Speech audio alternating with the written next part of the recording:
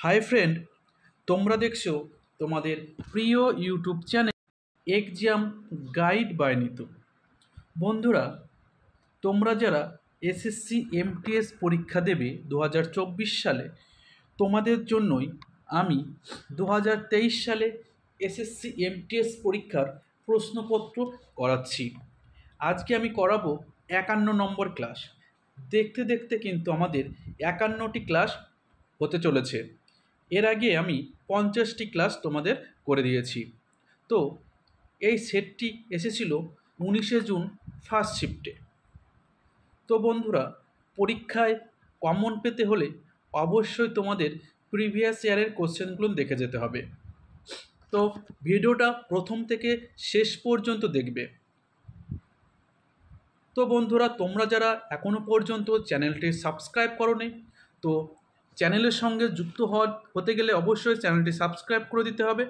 আর ভিডিওটা তোমাদের ভালো লাগলে অবশ্যই একটু লাইক করে দিতে হবে। তো চলো শুরু করছি প্রশ্নপত্র। কুমিকাটা, শিন্তাই, উকেমি শব্দগুলো কোন খেলার সঙ্গে যুক্ত? তো এই শব্দগুলো জুডো খেলার সঙ্গে যুক্ত। জুডো কোন দেশের একটি খেলা? তো জুডো খেলার উৎপত্তি কিন্তু জাপান, যাকে উদীয়মান সূর্যের দেশ বলা হয়। জাপানকে উদীয়মান সূর্যের দেশ বলা হয়। ঠিক আছে, পরবর্তী প্রশ্ন।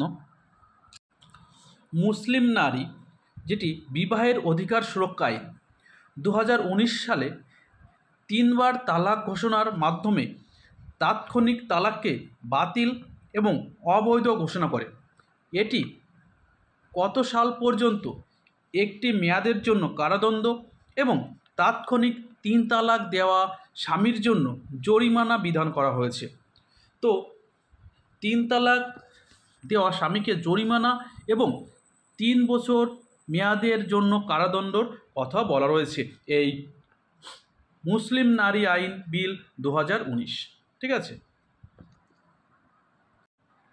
নিচের কোনটি গৌতম বুদ্ধের জন্মবার্ষিকী হিসেবে পালন করা হয়?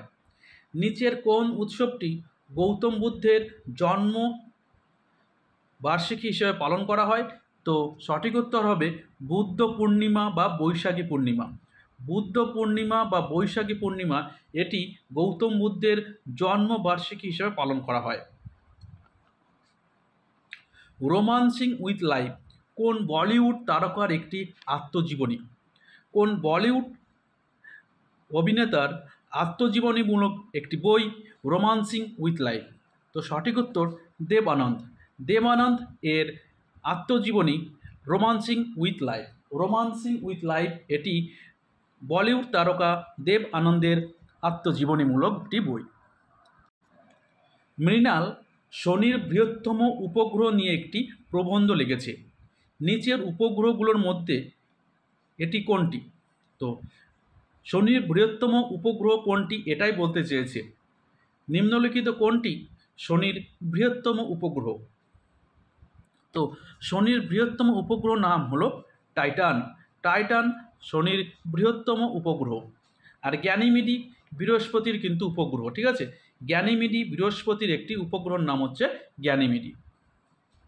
ফিফা বিশ্বকাপ কোন খেলার সঙ্গে যুক্ত? ফিফা বিশ্বকাপ, তো ফিফা বিশ্বকাপ এটি কিন্তু ফুটবল খেলার সঙ্গে যুক্ত। তো সঠিক উত্তর হবে ফুটবল। ফিফা ফুটবল বিশ্বকাপ শুরু হয়েছিল 1930 সাল থেকে। 1930 সাল থেকে কিন্তু ফিফা ফুটবল বিশ্বকাপ শুরু হয়েছিল। তো 2022 যে পুরুষ বিশ্বকাপ হয়েছিল, ফুটবল বিশ্বকাপ হয়েছিল, সেখানে কিন্তু আর্জেন্টিনা চ্যাম্পিয়ন হয়েছিল আর ফ্রান্স রানার্স আপ হয়েছিল। 2022 পুরুষ ফুটবল বিশ্বকাপ হয়েছিল কাতারে। ঠিক আছে, কাতারে কিন্তু 2022 পুরুষ বিশ্বকাপ ফুটবল অনুষ্ঠিত হয়েছিল। নিচের কোনটি একটি গণমাধ্যমের উদাহরণ নয়? নিচের কোনটি গণমাধ্যমের উদাহরণ নয়? দেখো, রেডিও একটি গণমাধ্যম, টেলিভিশন গণমাধ্যম এবং সংবাদপত্রও গণমাধ্যম। তো গণমাধ্যম নয় door to door campaign. Door to door campaign কিন্তু একটি গণমাধ্যমের উদাহরণ নয়। তো রেডিও, টেলিভিশন এবং সংবাদপত্র এগুলো কিন্তু গণমাধ্যমের একটি উদাহরণ। শেষ মুঘল সম্রাট যাকে রেঙ্গুনের জেলে পাঠানো হয়েছিল তিনি কে? তো কোন মুঘল সম্রাটকে রেঙ্গুনে নির্বাসন করা হয়েছিল? তো সঠিক উত্তর দ্বিতীয় বাহাদুর শাহ জাফর।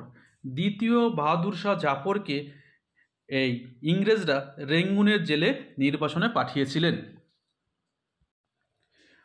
1857 সালে মহাবিদ্রোহ শুরু হয়। এই মহাবিদ্রোহের সময় ভারতের ভাইসরয় ছিলেন লর্ড ক্যানিং। মহাবিদ্রোহের প্রধান কারণ ছিল এই সময় এনফিল্ড রাইফেলের প্রবর্তন, যার কার্তুজটি হয় শূকরের চর্বি থেকে অথবা গরুর চর্বি থেকে, যা হিন্দু এবং মুসলিম ধর্মীয় অনুভূতিকে আঘাত করেছিল। ঠিক আছে, তো মহাবিদ্রোহের কারণ কী ছিল? এনফিল্ড রাইফেলের প্রবর্তন। এনফিল্ড রাইফেলের প্রবর্তন, ঠিক আছে। কখন শুরু হয়েছিল? 1857 সালে কিন্তু এই মহাবিদ্রোহ শুরু হয়েছিল। আর মহাবিদ্রোহের নেতা কে ছিলেন? তো মহাবিদ্রোহের নেতা ছিলেন হচ্ছে দ্বিতীয় বাহাদুর শাহ জাফর। দ্বিতীয় বাহাদুর শাহ জাফরকে কিন্তু এই মহাবিদ্রোহের নেতা হিসেবে ঘোষণা করা হয়েছিল। নিচের কোন ভিটামিন আমাদের শরীরকে হাড় এবং দাঁতের জন্য ক্যালসিয়াম ব্যবহার করতে সাহায্য করে?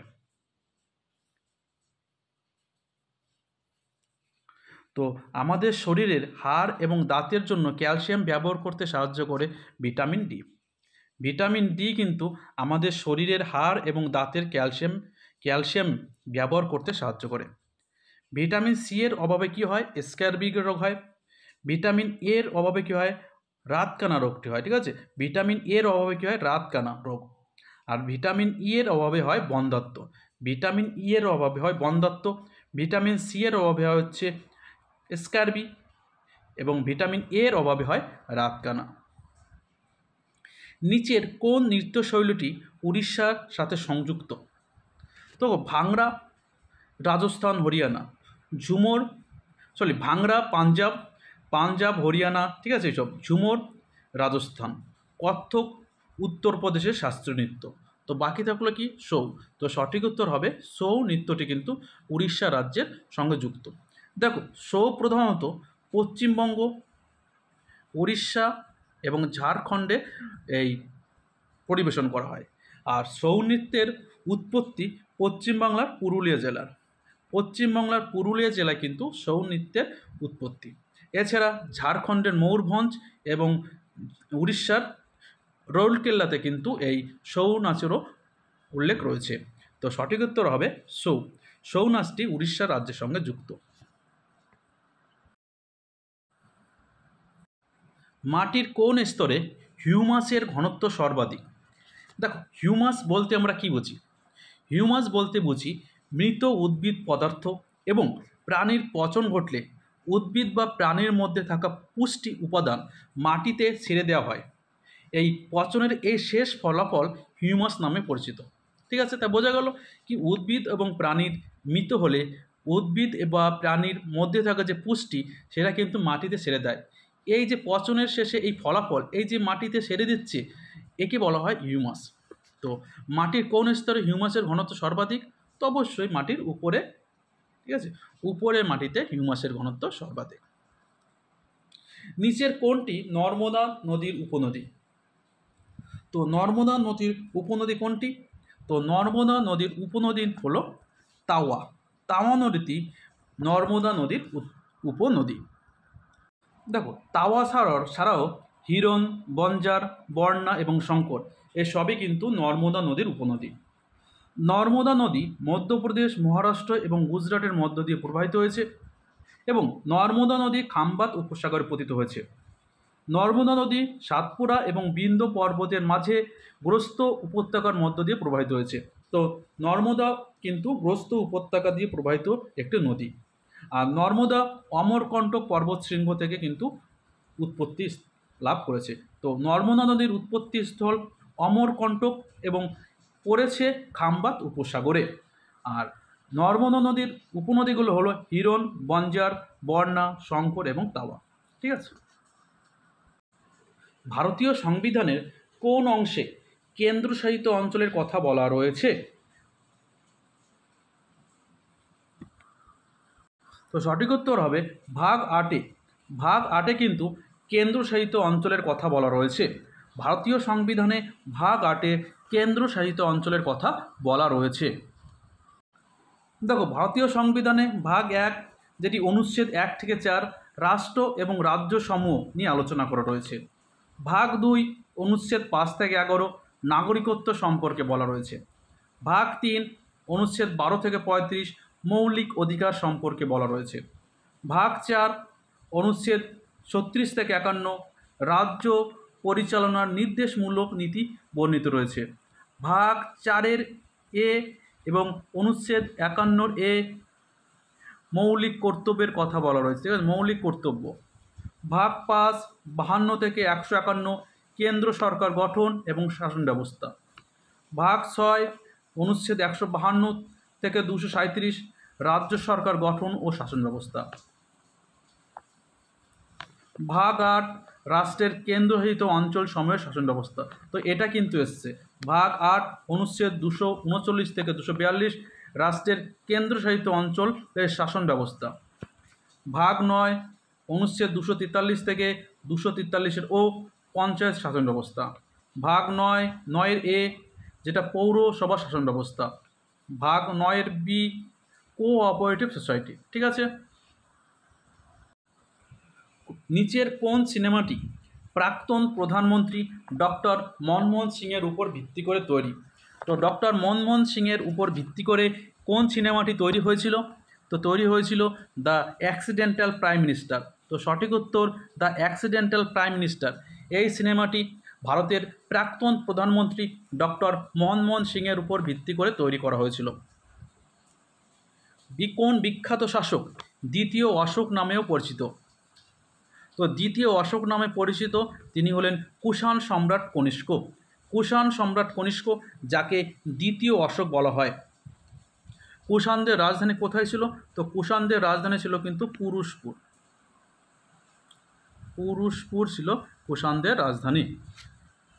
ঠিক আছে। কেন্দ্রীয় পেট্রোলিয়াম ও প্রাকৃতিক গ্যাস মন্ত্রী হরদীপ সিং পুরী 2022 সালের অক্টোবরে কোথায় এশিয়ার বৃহত্তম কম্প্রেসড বায়োগ্যাস প্ল্যান্টের উদ্বোধন করেছিলেন? তো কেন্দ্রীয় পেট্রোলিয়াম ও প্রাকৃতিক গ্যাস মন্ত্রী হরদীপ সিং পুরী 2022 সালে কোথায় এশিয়ার বৃহত্তম কম্প্রেসড বায়োগ্যাস প্ল্যান্টের উদ্বোধন করেছিলেন? তো এটি হলো পাঞ্জাবে। পাঞ্জাবে কিন্তু এশিয়ার বৃহত্তম কম্প্রেসড বায়োগ্যাস প্ল্যান্টের উদ্বোধন করেছিলেন। তো দেখো, আমি কিন্তু 2024 সালে নতুন ক্যাবিনেট মন্ত্রীদের একটি ভিডিও দিয়ে দিয়েছি। তোমরা যারা এখনও দেখোনি, তো অবশ্যই দেখে নেবে নতুন মন্ত্রিসভা। তো ওখান থেকে কিন্তু তোমাদের আসন্ন সমস্ত পরীক্ষায় প্রশ্নপত্র আসবে। পরবর্তী প্রশ্ন, সমস্ত মানুষের কোষের নিউক্লিয়াসে কত জোড়া ক্রোমোজোম থাকে? তো কত জোড়া ক্রোমোজোম থাকে? তো সঠিক উত্তর হবে 23 জোড়া। 23 জোড়া বা 46টি কিন্তু ক্রোমোজোম থাকে।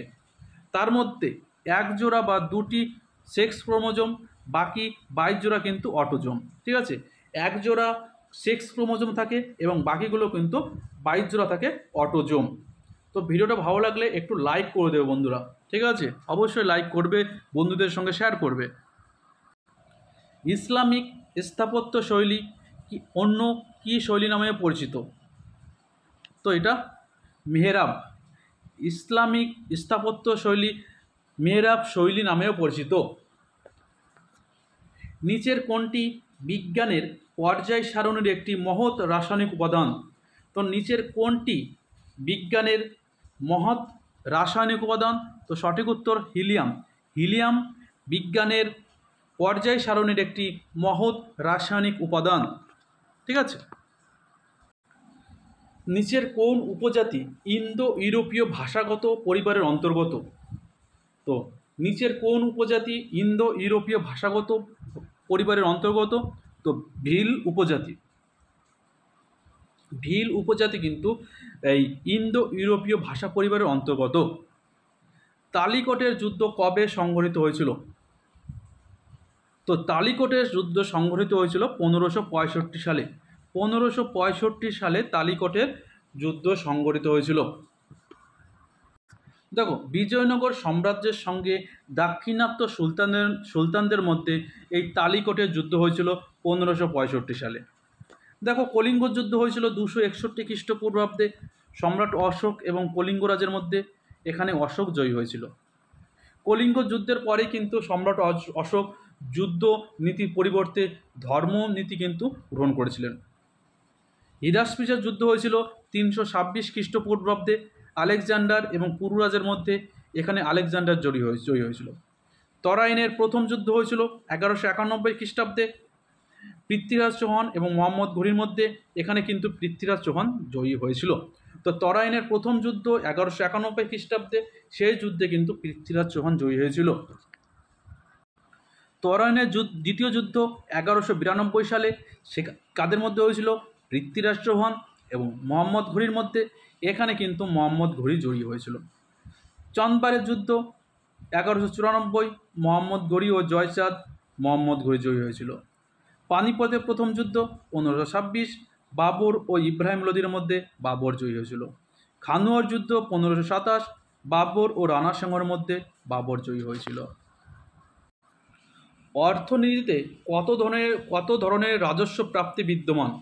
তো অর্থনীতিতে কিন্তু দুই ধরনের রাজস্ব প্রাপ্তি বিদ্যমান। দুই ধরনের রাজস্ব প্রাপ্তির বিদ্যমান, ঠিক আছে? একটা প্রত্যক্ষ রাজস্ব, একটি পরোক্ষ রাজস্ব। দুই ধরনের রাজস্ব দেখা যায়, একটা প্রত্যক্ষ এবং অপরটি পরোক্ষ। 2011 সালের আদমশুমারি অনুসারে ভারতের জনসংখ্যার লিঙ্গানুপাত কত? তো 2011 সালের যে জনগণনা হয়েছিল, স্বাধীন ভারতের 7তম এবং সর্বোপরি 15তম জনগণনা, এখানে ভারতবর্ষের লিঙ্গানুপাত কত? তো লিঙ্গানুপাত ছিল 943 জন। লিঙ্গানুপাত ধরা হয় প্রতি 1000 জন পুরুষের মধ্যে কতজন মহিলা থাকে, এই হিসেবে কিন্তু লিঙ্গানুপাত করা হয়। সবচেয়ে বেশি লিঙ্গানুপাত বেশি কেরালা রাজ্যে। কেরালার লিঙ্গানুপাত সবথেকে বেশি, এবং যেখানে 1084 জন। এবং লিঙ্গানুপাত সবচেয়ে কম কিন্তু হরিয়ানাকে কিন্তু লিঙ্গানুপাত সবথেকে কম। চলো নেক্সট। কে ভারতের কেন্দ্রশাসিত অঞ্চলগুলি পরিচালনা করে? ভারতের কেন্দ্রশাসিত অঞ্চল পরিচালনা করে ভারতের রাষ্ট্রপতি। ভারতের রাষ্ট্রপতি কিন্তু কেন্দ্রশাসিত অঞ্চলগুলো পরিচালনা করে থাকেন। পরবর্তী প্রশ্ন, ভারতে মহাত্মা গান্ধী কোন ঘটনার পর 1922 সালে ফেব্রুয়ারি মাসে অসহযোগ আন্দোলন প্রত্যাহার করে নেয়? তো গান্ধীজি চৌরি চৌরা ঘটনার প্রতিবাদে কিন্তু চৌরি চৌরা ঘটনার ফলস্বরূপ তিনি এই অসহযোগ আন্দোলন প্রত্যাহার করে নেয়। তো মহাত্মা গান্ধী চৌরি চৌরা ঘটনার পর তার বিখ্যাত অসহযোগ আন্দোলন প্রত্যাহার করে নেয়। 1920 সালে অসহযোগ আন্দোলন শুরু করেছিলেন মহাত্মা গান্ধী, আর অসহযোগ আন্দোলনের নেতাও ছিলেন মহাত্মা গান্ধী। 1922 সালে ফেব্রুয়ারিতে চৌরি চৌরা ঘটনার পর মহাত্মা গান্ধী অসহযোগ আন্দোলন প্রত্যাহার করে নেয়। যখন চৌরি চৌরা ঘটনাটি ঘটে, তখন ভারতের ভাইসরয় ছিলেন লর্ড রিডিং। তো বন্ধুরা, ভিডিওটা এই পর্যন্তই। ভিডিওটা তোমাদের বন্ধুদের সঙ্গে শেয়ার করবে, পছন্দ হলে লাইক করবে। তো বন্ধুরা, এখনকার মতো বিদায় নিচ্ছি, আবার দেখা হবে আগামীকাল। ততক্ষণে ভালো থাকবে, সুস্থ থাকবে। ধন্যবাদ।